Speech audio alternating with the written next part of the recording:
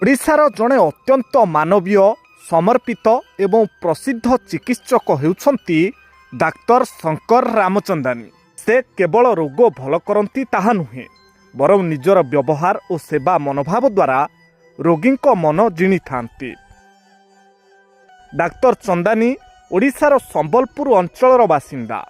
से जड़े मेधावी छात्र थिले एवं डाक्तरी शिक्षा समाप्त करिबा परे लोकों सेवारे निजकु नियोजित करिछंती।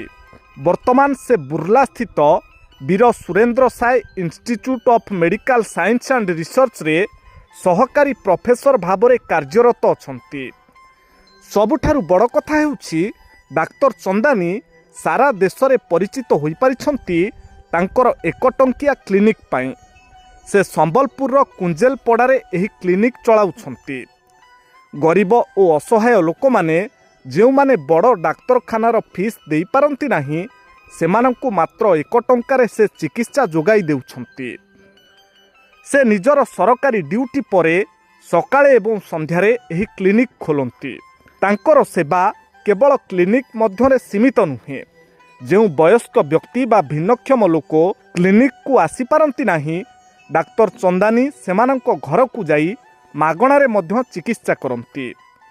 कोरोना महामारी समय रे से निज जीवन को बाजी लगाई रोगी को सेवा करथिले, जहा पई तांकु बहुत प्रशंसा भी मिलिथिला। तांकर निस्वार्थपर सेवा पई तांकु अनेक सरकारी और बेसरकारी संस्था द्वारा सम्मानित करा जायछि। तांकु ओडिशार रियल हीरो बोली मध्य कुहा जाय।